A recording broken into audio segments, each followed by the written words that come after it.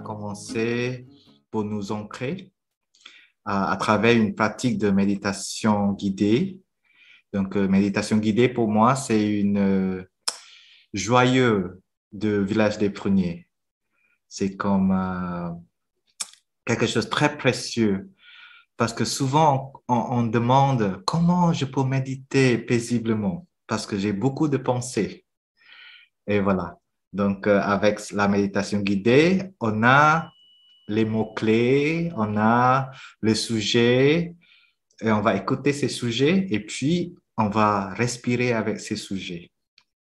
Donc, cet après-midi, on va pratiquer la méditation guidée, quelques phrases, et on va respirer ensemble avec cette phrase, sans rien faire, sans rien effort, juste être là, respirer, être tranquille et entrer en contact avec le sujet qui sera proposé dans la méditation guidée.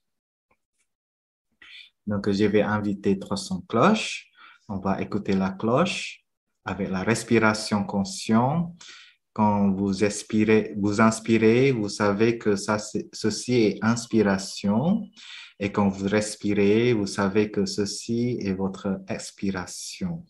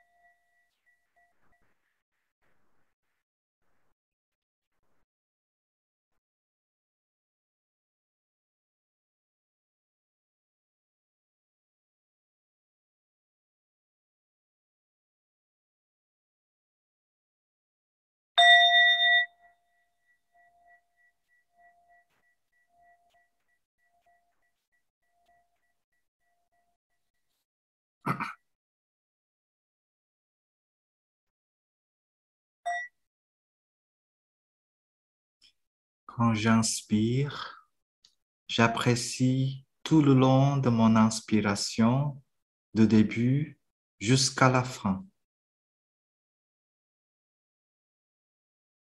Quand j'expire, j'apprécie mon expiration de début jusqu'à la fin.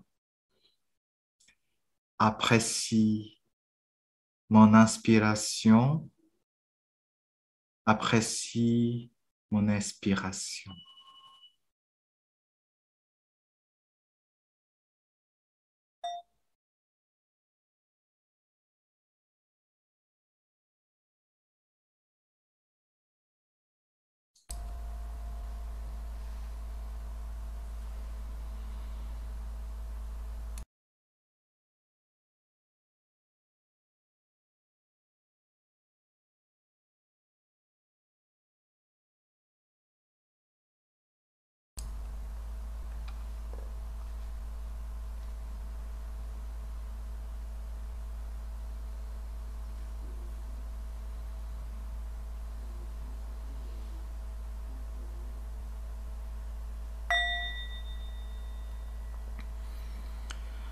Quand j'inspire, je me vois comme une fleur.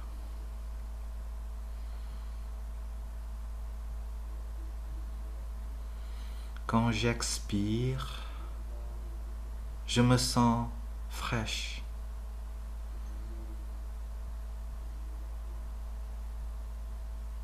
Fleur fraîche.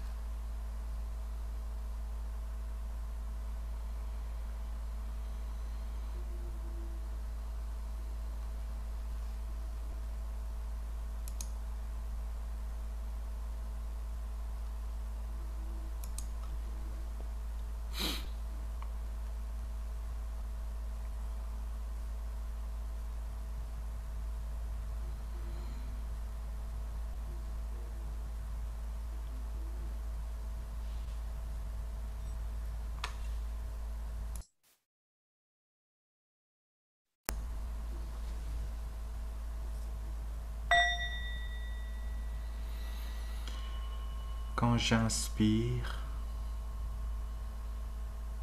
je me vois comme la montagne. Sans désactiver le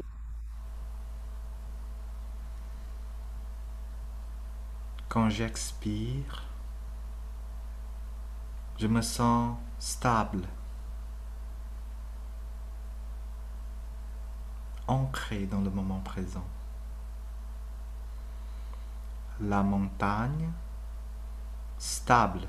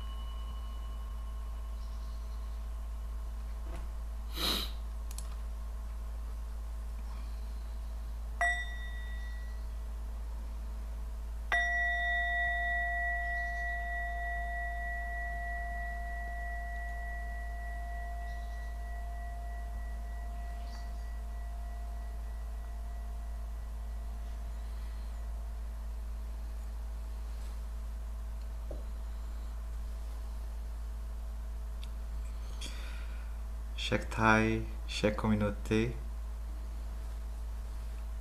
Donc je suis très content d'être là, ici, avec les sœurs de Maison de l'Inspire et avec vous ici. Et quand les sœurs m'invitaient à Maison de l'Inspire et me demandaient quel sujet que j'aimerais bien à partager, moi je pensais que la méditation. Mais la méditation guidée, c'est pas seulement la méditation, mais la méditation guidée. Parce que pour notre maître Thay, la méditation guidée, c'est une pratique très importante et très pratique en même temps. Euh, Pas très difficile à faire, mais il y a quand même le défi pour le faire. Donc voilà, c'est pour moi c'est important de parler aussi quel est le défi de la pratique et aussi des choses qu'on a réussi aussi à faire et pratiquer. Donc la méditation guidée, c'est pas une forme de méditation nouvelle. C'est vraiment ancien. C'est depuis le temps de Bouddha. Euh, dans le temps de Bouddha, il y a il y a un ami laïque, il s'appelle Anatta Pindika, qui était très malade en ce moment, à l'époque, et vénérable Sariputra et vénérable Ananda, et tous les deux, à la part de la communauté de Bouddha, lui visitaient. Et elle lui saluait, elle lui demandait si c'est la douleur plus fort ou meilleure. Et Et cette amie laïque, il dit à Vénérable Sariputra qu'il est plus grave. Yeah. La douleur, c'est plus fort chaque jour. Donc, à cette époque-là, et en ce moment-là, le vénérable Sariputra donnait la méditation guidée. Et après la méditation guidée, de contempler le corps, contempler les trois joyeux, contempler le Bouddha, contempler le Dharma, contempler la Sangha et contempler son corps, il est très content parce qu'il touche euh, la graine de non-peur de son esprit. Cette méditation guidée touchait beaucoup son bonheur aussi, parce qu'il peut reconnecter avec la communauté du Bouddha, il peut connecter avec la Sangha, il peut connecter aussi avec la pratique, parce qu'il est très faible à cette époque-là. Donc il est très content après la méditation. Et il y a une méditation qui est très profonde, de contemplation de vacuité, de vide, de son corps, de l'essence du corps. Et puis il dit que pourquoi je peux pas, j'ai jamais écouté cette pratique. Pourquoi je pratiquais avec le Bouddha depuis longtemps, mais j'ai jamais écouté l'enseignement de vacuité, de vide. Et Vénérable Sariputra, il dit que oui, le Bouddha souvent nous enseignait ça et souvent nous expliquait cet enseignement. Et Anathapindika, il dit au Vénérable Sariputra, il faut dire au Bouddha d'enseigner ça à la communauté laïque. Parce qu'il y a beaucoup de pratiquants laïcs qui sont capables de comprendre ces pratiques. Il ne faut pas seulement donner les monastiques, parce qu'il y a beaucoup de pratiquants laïcs qui sont capables de comprendre et de mettre en pratique ces pratiques-là, de contemplation, de inter-être. Et voilà, à cause de ça, notre maître Thay, il est inspiré de continuer le message de Anathapindika et nous enseigner aussi la méditation guidée. Et ça, c'est ce que j'ai compris.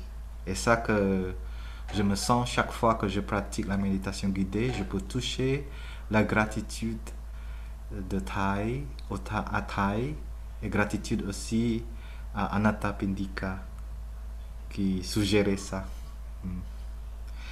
Donc en ce moment, aujourd'hui, on peut bénéficier, on peut profiter de la suggestion de Anathapindika. C'est un pratiquant laïque au temps de Bouddha. Au village des Pruniers, notre pratique, c'est amener notre esprit se réunir avec notre corps. Donc quand on fait la respiration, notre corps se réunit avec notre esprit. Et quand le corps et l'esprit ensemble, on est vraiment vivant.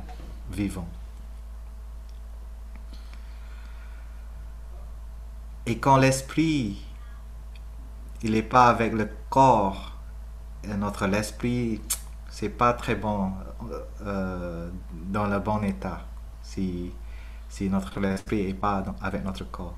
Et si notre corps, il n'y a pas de notre esprit, c'est aussi dangereux. Parce qu'il y a beaucoup de tensions qui ne sont pas reconnues si notre esprit n'est pas là. Donc, notre corps a besoin de notre esprit et notre esprit aussi besoin de notre corps. Donc, notre pratique, c'est toujours amener notre corps et notre esprit ensemble. Et comme ça, on peut vraiment être présent dans l'ici et maintenant.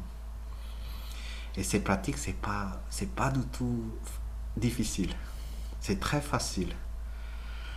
Avec seulement inspiration, quand on sait que ceci est mon inspiration, notre corps et notre esprit déjà d'être ensemble. Quand on expire, et là aussi notre corps et notre esprit ensemble. Et c'est vraiment agréable quand notre corps et notre esprit ensemble. Et puis, dans notre pratique, pour solidifier notre pratique, pour le pouvoir de notre corps et notre esprit d'être ensemble plus fort, il y a aussi la pratique de reconnaître notre corps, pour ressentir notre corps. Est-ce qu'il y a les tensions, la tension dans notre corps? Si on trouve la tension, on va respirer avec cette tension du corps et on lâcher, on se détendre le corps. Donc on peut toucher la paix en ce moment, si on peut se détendre. Et pour se détendre, le corps et l'esprit, il faut d'être ensemble. Parce que sans savoir s'il y a la tension, on ne peut pas se détendre. Parce que la détendre besoin aussi la tension. Si on reconnaît qu'il y a la tension, par exemple, dans quelque part dans notre corps, on peut s'asseoir tranquillement et tout doucement retourner à notre respiration et se détendre. Donc ça, c'est vraiment une pratique principe de Village des Pruniers, quand on pratique la pleine conscience. Et ces pratiques nous permettent d'être là pour nous et être là pour les autres, être là pour notre esprit, être là pour notre corps. Pourquoi on a besoin d'être là? Pourquoi on n'est pas ailleurs? Pourquoi on est toujours besoin d'arriver? Pourquoi on doit pratiquer, amener notre esprit, arriver, et c'est nous. Dans le Village des Pruniers, notre pratique, c'est je suis, c'est moi, je suis arrivé. Pourquoi je dois être chez moi? Pourquoi je dois être arrivé? Parce que quand on est arrivé chez nous, la première chose qu'on peut toucher, c'est la sécurité. Sécurité, c'est une chose très précieuse. On est protégé quand on est chez nous. Quand on est arrivé aussi, on est très content parce qu'on n'a plus besoin à courir. On peut reposer quand on est chez nous. On prend une tasse de thé, on peut se reposer. Ça, c'est important. Mais en même temps, on vivre. On peut être pleinement vivant en même temps. Quand on est chez nous et on est arrivé, on peut vraiment être vivant. C'est comme la terre qui tournait vers le soleil. Elle est toujours dans elle-même, mais elle est vivante en même temps. Donc comme ça, il y a une connexion profonde entre la terre et aussi le soleil. Parce que la terre est là et le soleil est là et ils sont tous vivants tous les deux. Et être présents les uns et les autres. C'est une connexion profonde. Et nous aussi, notre esprit et notre corps, si, si ils sont réunis, on peut être vraiment vivant. Et notre corps et notre esprit, ils sont présents pour les uns et les autres. Et ça crée l'énergie très forte, l'énergie de la présence. Quand on est là, on peut reconnaître ce qui se passe dans le moment présent. Et le Bouddha nous enseignait, et aussi notre maître Thaï nous enseignait, qu'on peut être présence pour notre corps et on peut aussi être présence pour notre esprit. Parce qu'il y a toujours quelque chose qui est arrivé dans notre corps, il y a toujours quelque chose qui est arrivé dans notre esprit. Parce que notre corps, ça change chaque moment. Notre esprit aussi, ça change chaque moment. Donc, on a besoin de la pleine conscience pour être là. Et quand notre pleine conscience est là, on peut savoir ce qui se passe dans notre corps, ce qui se passe dans notre sensation, notre sentiment, ce qui se passe avec notre émotion et ce qui se passe avec notre perception. Et ça, c'est notamment notre perception. C'est vraiment important. Parce que si on a la perception erronée, tout de suite, la souffrance très facile à émerger, à manifester dans notre vie. Très facile. Si on a la perception erronée. Malheureusement, on a beaucoup l'habitude de perception erronée. Yeah. À cause de notre système de défense dans notre esprit. Parce que je crois qu'on est là, tout le monde, on est d'accord qu'on aime bien la sécurité. On n'aime pas l'insécurité. Donc, pour être toucher la sécurité, on doit toujours vigilant aux insécurités. Et ça, c'est fatigant. Si on est toujours nous protège chaque jour et chaque moment, ça c'est fatigant. Parce qu'on veut aussi vivre dans la manière détendue. Hein? Donc, la pratique, c'est entrer en contact avec notre perception, la façon de voir nous-mêmes, la façon de voir les autres, la façon de voir la situation dans la société, la façon comment l'émotion collective qui est arrivée dans la société. Et ça, on doit vraiment être là pour voir ce qui se passe. Mais sinon, on peut apporter à côté droite, on peut apporter à côté gauche, on peut apporter derrière, on peut apporter devant, et comme ça, c'est comme dans l'océan. Il y a la trompette dans l'océan.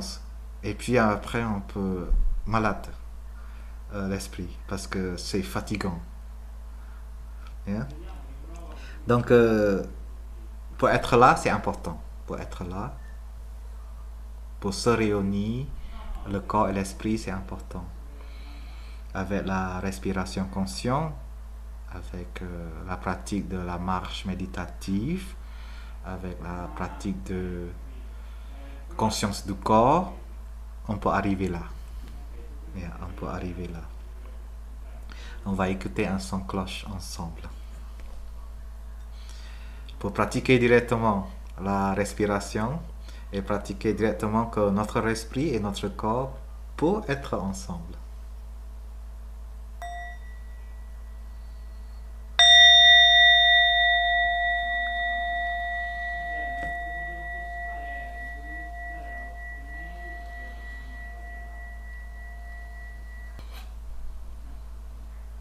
Donc, dans le sutra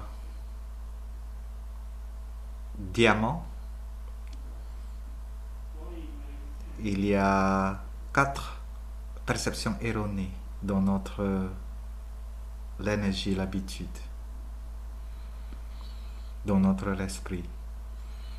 Quelles sont les perceptions erronées qu'on a? La première perception erronée, je crois que vous savez déjà. Moi, c'est pas vous. Moi, c'est pas lui. Et moi, c'est pas elle. Moi, c'est moi seulement. Moi, c'est pas mon père. Moi, c'est pas ma soeur. Moi, c'est pas vous. Et ça, c'est une esprit très profond dans notre système. La séparation. Et pourtant, en fait, on est sorti du corps de quelqu'un d'autre, du corps de notre mère. Et ça, c'est clair qu'en fait, on est parti de quelqu'un d'autre. Notre père aussi, notre famille aussi, nos amis aussi, nos professeurs dans l'école, notre société, notre pays aussi, c'est nous en fait. Donc la première pratique, c'est enlever le complexe entre moi et vous. C'est pourquoi quand je suis là, on est intéressant. Nous sommes intéressants. Si je parle et vous n'êtes pas là, personne qui m'entendait. Hein? Parce que vous êtes là, vous m'entendez. Et cet enseignement euh, reçu par vous. Mais sinon, je parle avec moi-même. Donc, entre vous et moi, on est un en ce moment. On est se connecté en ce moment. Au niveau de parole, au niveau de l'écoute. Et ça, c'est important pour réaliser ça. Et puis, tout doucement, entre moi et vous, il y en a plus de séparation. Et là, la sécurité est là. Je me sens plus séparé avec vous. Et comme ça, je n'ai pas besoin de me protéger de vous. Voyez? Donc, je me suis content ici. Je me sens plein de sécurité d'être ici avec vous. Voilà. Et quand j'ai vu que votre présence, c'est important pour moi. Et moi aussi, important pour vous. Donc, on est se liés, on est se connecté. Ça, c'est la première, la perception erronée. Moi, c'est pas vous. La complexe de moi. La deuxième complexe, c'est la complexe humain. Je suis humain. Je ne suis pas les plantes. Je ne suis pas les animaux. Et c'est pourquoi toutes les catastrophes dans la société, ça arrive. Parce qu'on a, c'est l'habitude aussi, naturellement en fait. Depuis la naissance, on a cette habitude, cette perception qu'on est humain et on n'est pas d'autre chose. Mais quand on pratique, on voit profondément avec la pratique méditation guidée qui nous guide pour voir profondément, en fait, je suis aussi les arbres. Parce que je respire oxygène des arbres qui produisent, les forêts qui produisent, c'est oxygène pour moi à respirer. Les végétations que je mange, les végétaux que je mange, c'est les plantes qui fait mon corps, qui fait mon esprit en fait. Et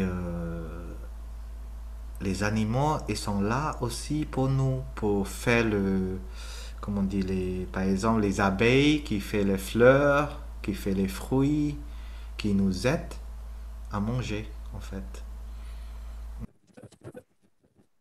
Donc, je change la connexion au portable. Je crois que c'est pas la même chose, mais Non, c'est J'espère pas que très ça loin. marche. Bon, on t'entend. OK. Et Franchement, vous c'est bon. m'attendez, hein? Oui. OK. Donc, on continue. Le complexe humain. Humain, c'est pas les plantes, c'est pas les animaux. Et en fait, quand on voit profondément, il y a intéressant entre les humains, les animaux et les plantes. Je suis vient de plantes et des animaux, en moi. S'il n'y a pas des animaux, s'il n'y a pas des plantes, je ne suis pas là. Si je ne mange plus, je ne peux pas survivre. Et là, il y a une connexion profonde qui peut enlever notre solitude parce on peut voir clairement le soutien de notre nature pour notre vie. La troisième, le complexe de euh, être vivant et matière. Et ça, c'est le complexe aussi. On voit que l'eau, c'est matière. C'est pas être vivant. Parce qu'être vivant, c'est seulement humain, plante et animaux. Et l'eau, c'est pas d'être vivant.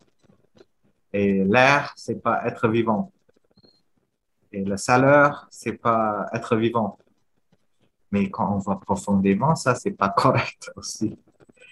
On peut voir l'élément de la terre, on peut voir, on a besoin de l'air, on voit qu'on a besoin de la chaleur, on a besoin aussi l'eau pour survivre. Et nous, on nous contient ces quatre éléments aussi. Même si dans le livre Un lotus épanoui, c'est une pratique qui nous guide pour toucher tous ces, pour enlever cette perception erronée, en fait. Yeah.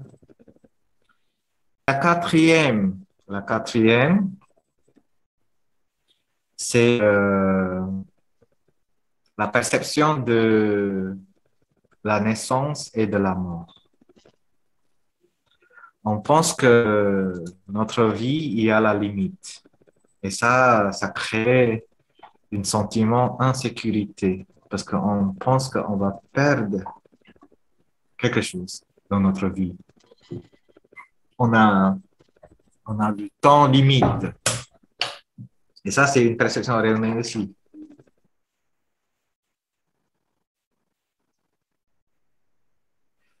Je ne suis pas préparé ça, hein? Ça arrive tout seul, hein? Mais là, tu es revenu en écran total. OK. Complet.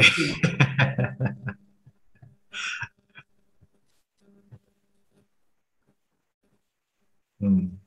Voyez, même si Internet, c'est pas être vivant, mais vraiment donner les faits pour nous, hein.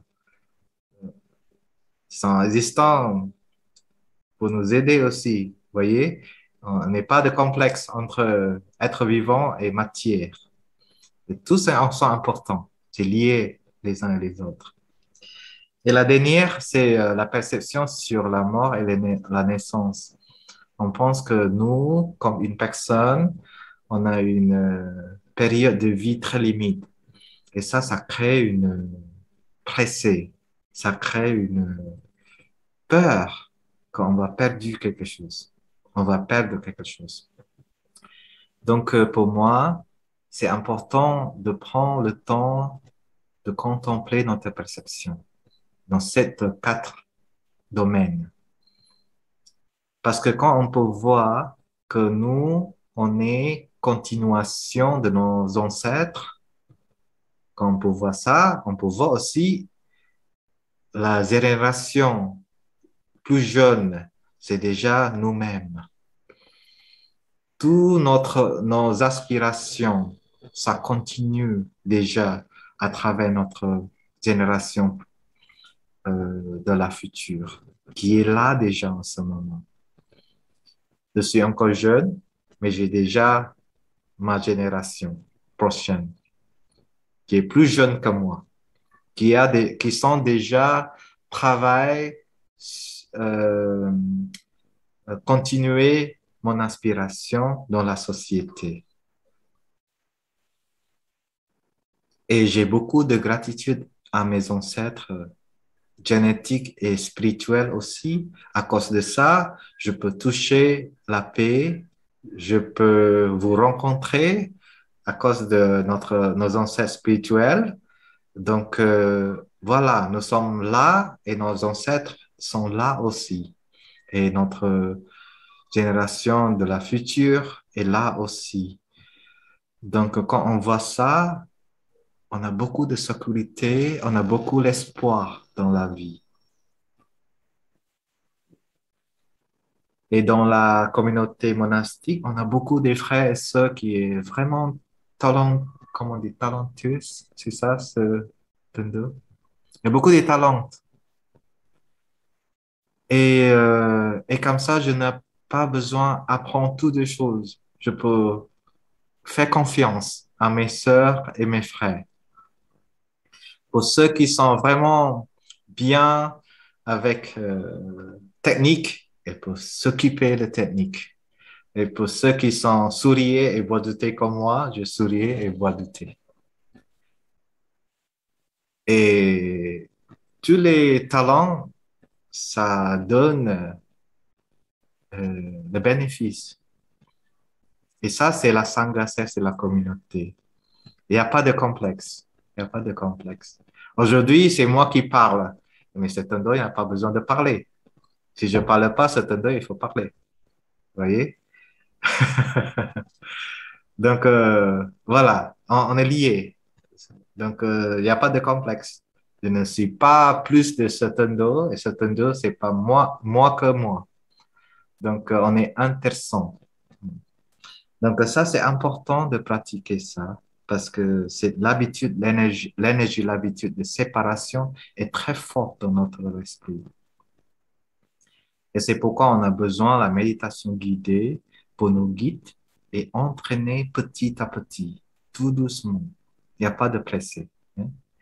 Tout doucement avec étape par étape.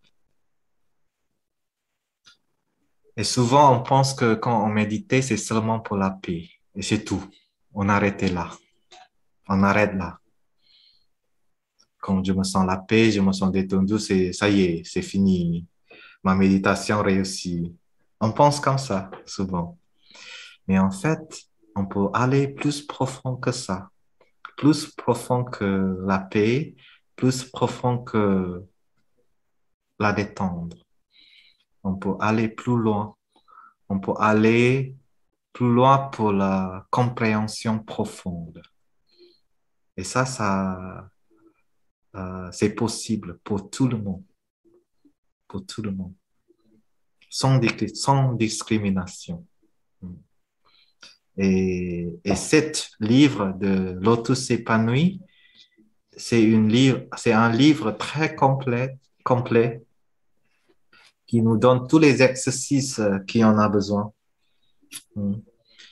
pour vraiment confronter notre vie avec la paix. C'est pas confronter avec notre vie avec la peur. C'est pas confronter la vie avec la violence, mais confronter avec la vie et confronter la vie avec la paix. Thay a dit que méditation, c'est une rencontre sereine avec la réalité. La réalité, peut-être, c'est pas sensation agréable. Donc, comment on peut rencontrer la souffrance? On faut faire une rencontre avec notre souffrance, avec la sérénité. Et ça, c'est une pratique. La pratique de lâcher prise. La pratique de prendre refuge en nous-mêmes. La pratique de prendre refuge à la communauté de la pratique. Et ça, c'est important. Et la méditation guidée, il y a beaucoup d'exercices qui nous aident à toucher chaque élément de notre esprit. Par exemple, le premier chapitre de ce livre, il y a beaucoup d'exercices sur le corps et comment prendre soin du corps, comment être là pour le corps, comment se détendre le corps. Ils sont tous là, les exercices. Et le deuxième chapitre, c'est sur éléments de la nature, que nous sommes les fleurs, que nous sommes aussi les montagnes, nous sommes aussi l'eau, nous sommes aussi l'espace, et etc. Est-ce que je peux toucher éléments des fleurs en moi? Est-ce que je peux toucher la montagne, la capacité d'être une montagne en moi? Parce qu'il n'y a pas de complexe entre humain et la montagne. Et ça, c'est une pratique. Et on peut prendre du temps de se connecter. Il n'y a pas de presser, hein, sans presser. Et puis, il y a aussi la pratique, être conscient de nos actions, comment on peut être conscient à notre consommation, notre parole, notre pensée.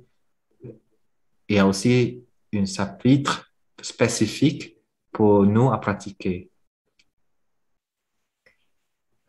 pour voir notre consommation, pour voir notre bien-être.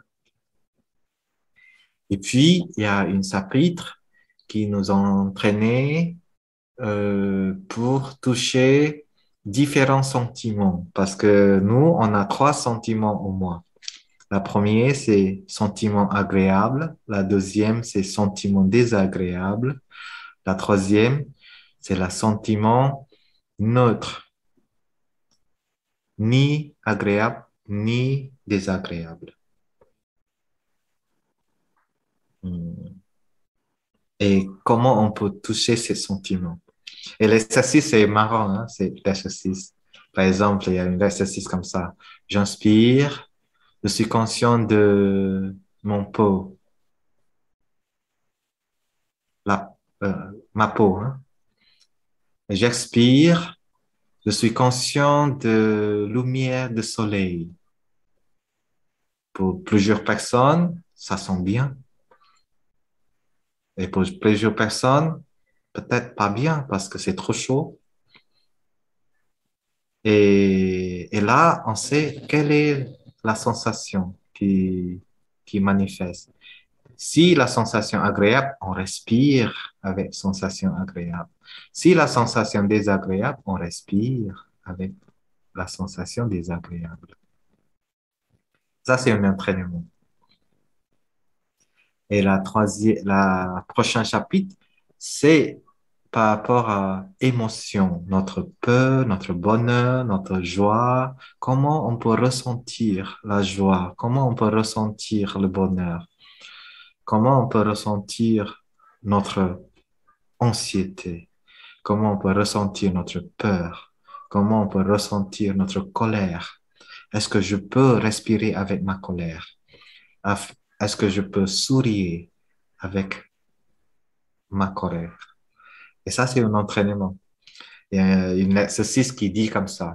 J'inspire, je suis entré en contact avec ma colère en moi. Et c'est pas très difficile. On a déjà expérimenté ça. Et on se souvient, quel est le sentiment en colère? J'expire, je souris à ma colère. On pratique comme ça. Et respire, je sentis la colère. Respire, expire, je souris à ma colère. Avant que j'ai la colère. Et quand un jour j'ai la colère, je sais déjà comment respirer avec ma colère. Et comme ça, je peux bien pratiquer les quatrièmes entraînements de la pleine conscience. Quand je suis en colère, je ne parle pas, mais je retourne à ma respiration consciente. La méditation guidée nous préparer pour rencontrer la souffrance, avant que la souffrance manifeste. Hein. Et aussi, comment on peut rencontrer notre bonheur, parce qu'on doit aussi être capable d'accueillir notre bonheur, notre joie aussi, afin de ne pas emporter par l'énergie très forte de bonheur. Hein. Comme ça, on peut embrasser, on peut goûter ce sentiment de bonheur. Et la dernière, euh, je vais vous inviter à pratiquer l'autre type de méditation guidée. Donc, la méditation guidée, il y a l'exercice qui dit j'inspire, j'expire.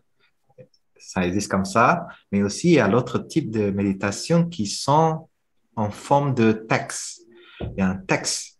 On va écouter le texte et puis après le texte, on va respirer ensemble en silence pour 5 minutes, 10 minutes, 15 minutes, comme vous avez, comme le temps que vous avez. Si vous avez plus longtemps, vous pouvez faire 30 minutes, respirer avec ce texte-là. Si vous n'avez pas de temps, on peut respirer 1 minute, 2 minutes, 3 minutes avec ce texte. Parce que ce texte va nous aider à être là. Et notre pensée est aussi là. Notre corps est là aussi. Euh, j'ai essayé de partager le son, hein, comme ça on peut entendre, écouter ces textes-là. C'est la voix de ce Downim. Donc, j'ai essayé de partager le son. Partager, voilà. Donc, vous pouvez prendre la posture confortable et puis je vais inviter un son cloche et écouter le texte avec la pleine conscience, avec la respiration. S'il y a quelque chose d'agréable euh, manifesté dans notre esprit, vous pouvez respirer avec ces sentiments. S'il y a un sentiment désagréable qui manifeste, on respirer avec ces sentiments aussi. Et on est vraiment écouté profondément, sans jugement, sans pensée, juste écouter et voir ce qui se passe dans notre esprit et respirer avec notre esprit ensemble. Je vais inviter un son cloche d'abord.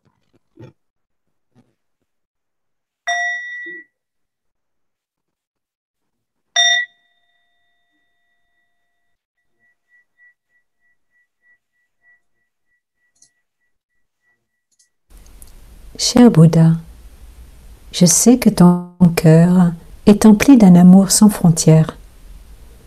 Il embrasse tous les êtres dans le cosmos entier. Tu nous as souvent enseigné qu'une fois notre cœur bien ouvert, il est capable d'embrasser tous les êtres et nous ne souffrons plus. Tu as souvent pris l'exemple de l'eau dans un bol qui devient trop salée et imbuvable quand on y jette une poignée de sel, contrairement à la rivière dans laquelle une poignée de sel se dissout sans effet. Il en est de même pour notre cœur bien ouvert, qui ne peut pas être touché par ce qu'on appelle d'habitude les contrariétés. Il demeure paisible, libre et heureux. Cher Bouddha, je m'entraînerai à appliquer tes enseignements quotidiennement. Chaque jour, j'ouvrirai grand mon cœur à tout le monde, et en particulier aux personnes qui me font souffrir. Je pourrai voir alors qu'elles aussi souffrent, et ainsi les accepter et les aimer.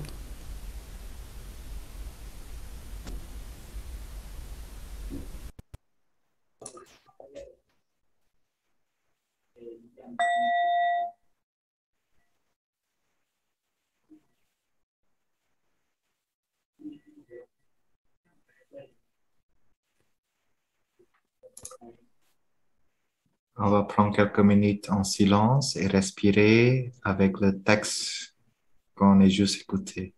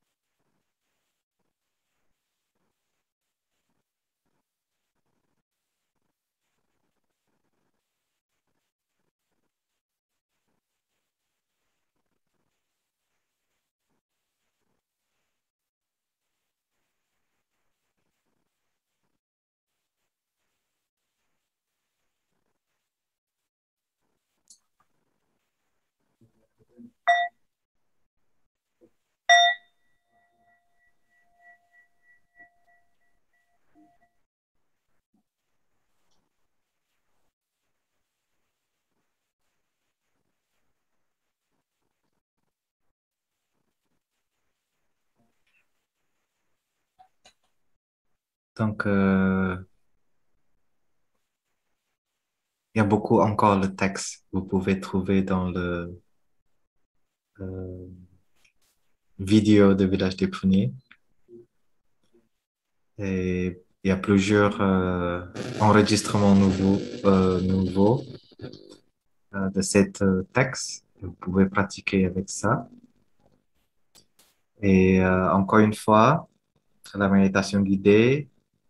La méditation, c'est seulement d'être en silence, mais on peut aussi pratiquer avec le guide, avec les exercices, avec le texte.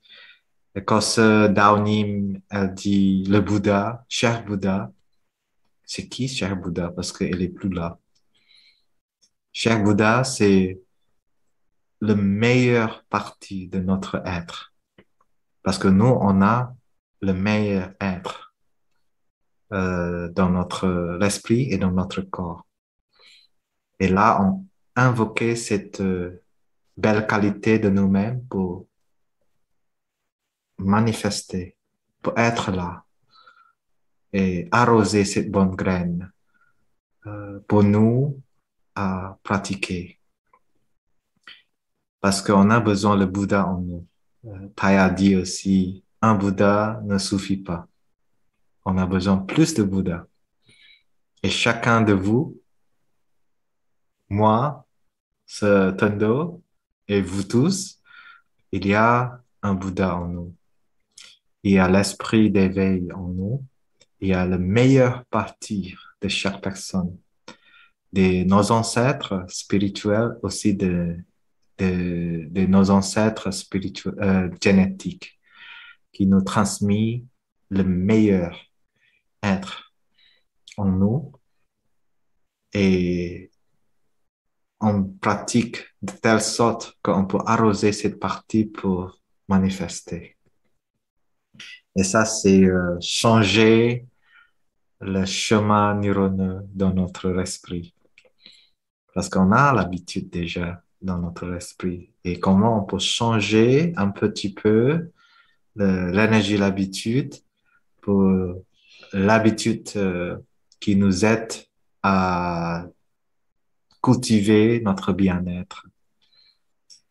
S'il y a un chemin, s'il y a une situation qui normalement qui nous guide à la colère, à la peur, est-ce que je peux pratiquer de telle sorte que cette situation, je peux faire une déviation à l'autre direction, à l'autre sens, à la direction du bonheur, à la direction du paix, sans réagir avec violence.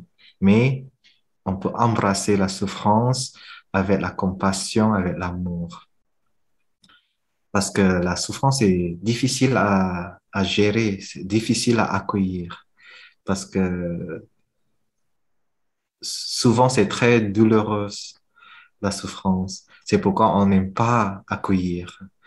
Mais avec la pratique, avec la pleine conscience, avec notre présence du corps et l'esprit, on peut capable de embrasser notre souffrance. On peut faire une rencontre sereine avec notre vie.